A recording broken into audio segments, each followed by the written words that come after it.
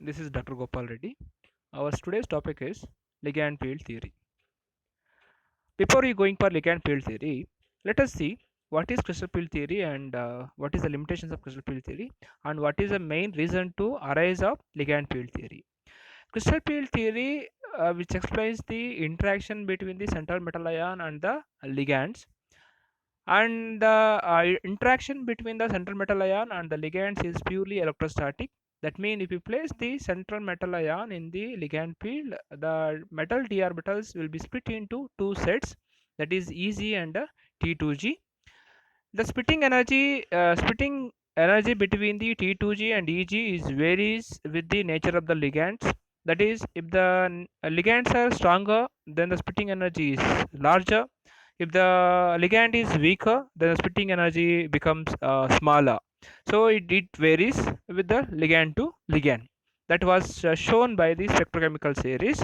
That is, arrangement of all the ligands in the increasing order of splitting energy. Then if it is come to the limitations of CFT, the CFT has several limitations, among which the main limitation of CFT is it only accounts only for d orbital of the central metal atom. It won't be considered s and p orbitals. That means when you place the central metal ion in play in the ligand field, the splitting up d orbital only it considers, but does not showing what happens with the s and p orbitals as well. It's also fails to the explain the pi bonding in the metal complexes, right? Then ligand field theory is arise to fulfill the drawbacks or limitations of CFT. One or more orbitals on the ligand can overlap one or more atomic orbital of the metal atom. That means when the ligands are approaching to the central metal atom, it can form a single sigma bond or maybe a pi bond. If the orbital of the metal and the ligand have similar energies, compatible symmetries, and a net interaction exists. That means if the ligand and central metal ion which are approaching to each other, that means if we consider central metal ion of the octahedral geometry, will be having coordination number 6. If the ligands are approaching, then what happen? There are totally 9 atomic orbitals are exist in the central atom. That is 1s, 3 p's, that is px, py and pz, and 5 d's, that is dxy minus y square, dz square, dxy, dyz and dzx. Among 9 atomic orbitals, only 6 atomic orbitals are ready to overlap. That means when these 6 ligands are approaching to central metal ion, among 9, only 6 atomic orbitals of the central metal ion can be overlap, which can be matches, which can be similar with their orientation as well the energy. The net interaction results a set of orbitals. One is bonding and other is anti-bonding. Always these bonding orbitals and anti-bonding orbitals are formed by constructive interference as well as destructive interference that we can be discussed in the coming slides. When there is no net interaction, the original atomic orbital and molecular orbitals are not affected. They remains as non-bonding in nature. That means there is the some orbitals which not matches with their energy and symmetry. Those will be remains as non-bonding. So molecular orbitals or atomic orbitals. Bonding and anti-bonding orbitals can form both sigma as well as pi character depending on the orientation of the metal and as well the ligand. So this is a typical molecular orbital energy level diagram of octahedral complexes which is showing here.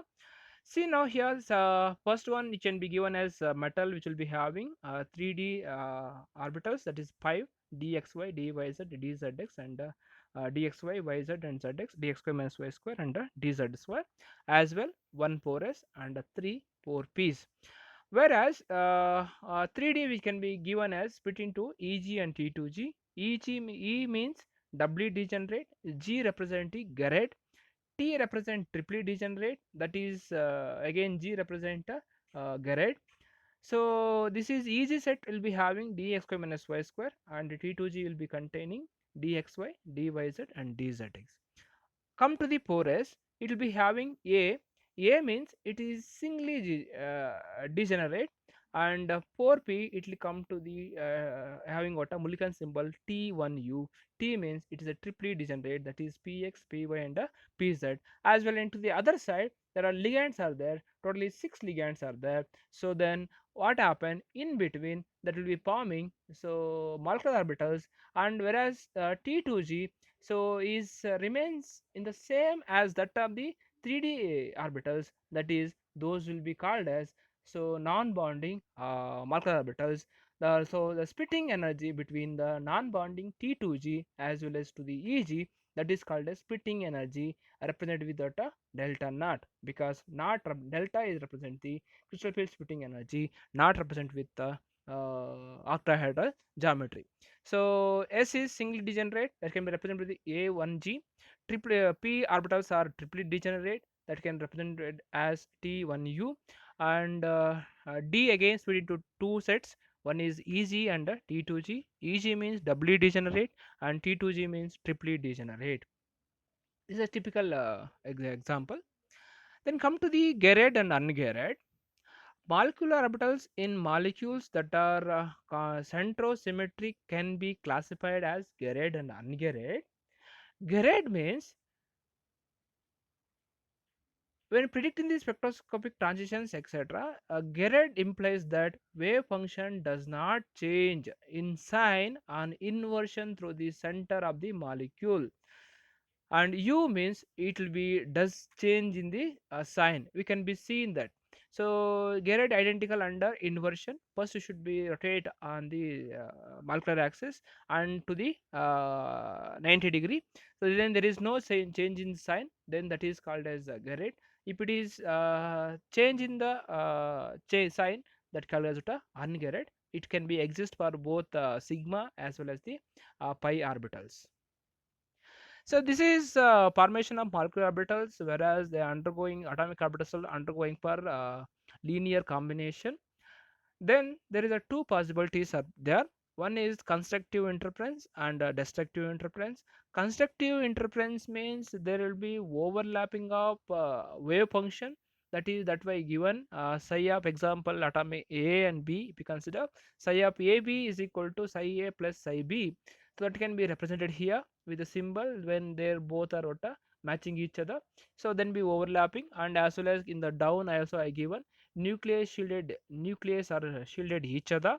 The energies of the molecule is lower. So always BMO bonding molecular orbitals will be lying lower in energy compared to its pure atomic orbitals.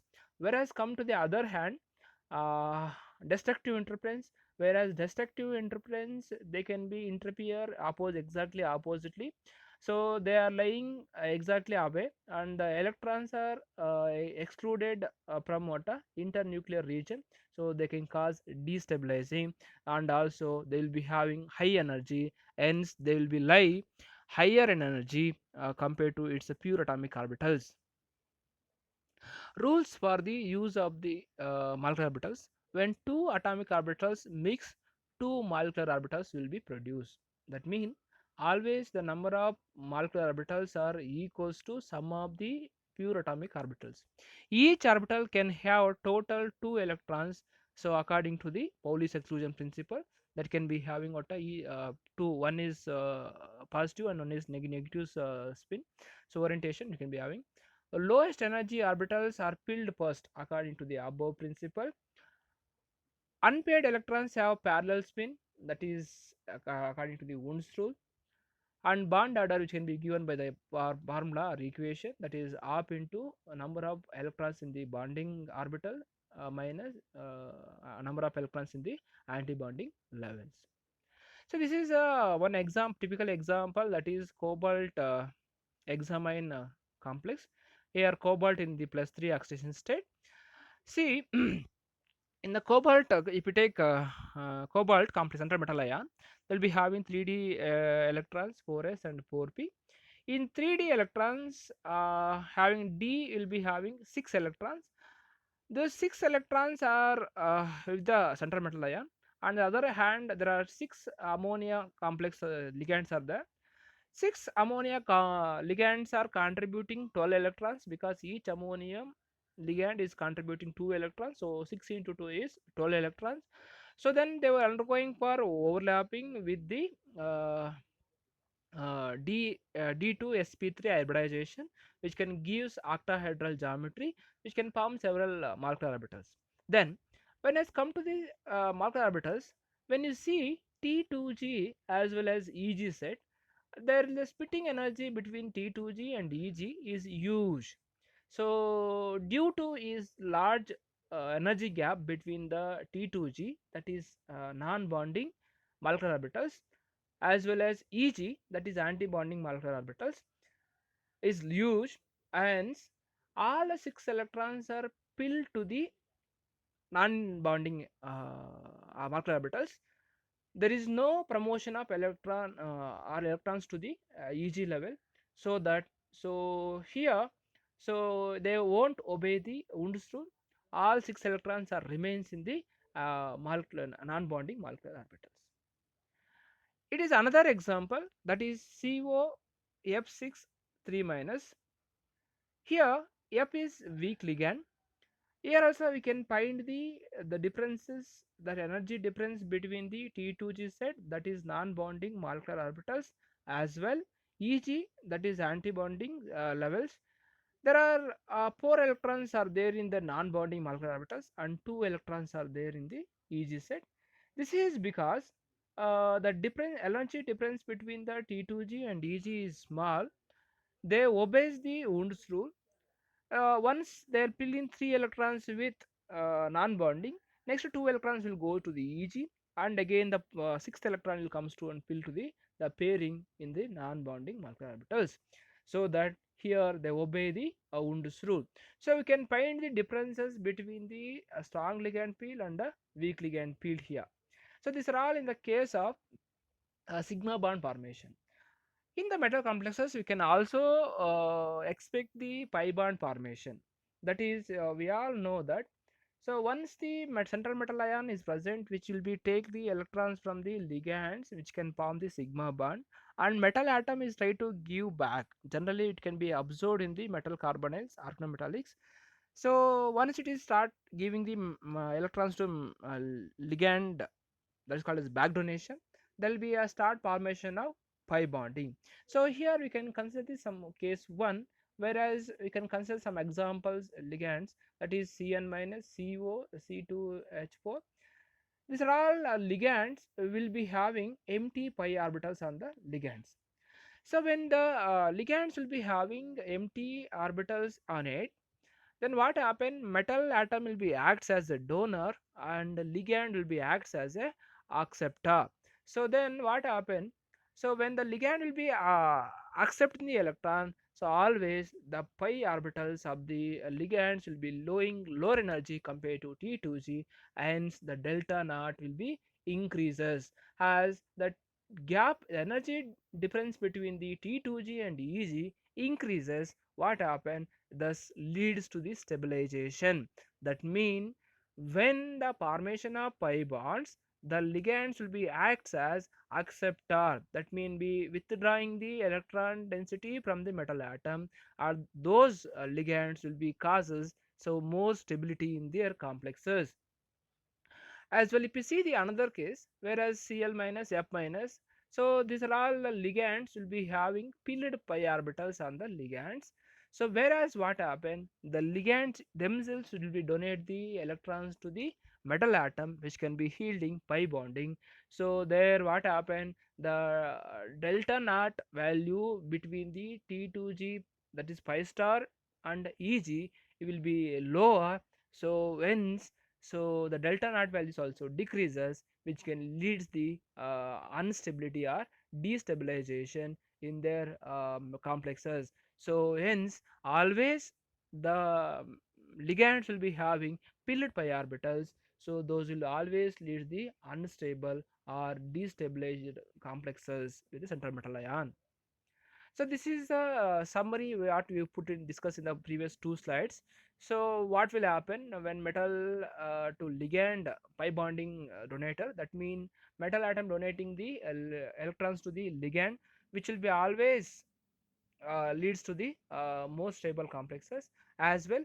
If the metal atom will be accept the electron density from the ligand, so that will always yields the destabilization in the complexes. So that will be in a single picture I am representing same diagram, so we can discussing here.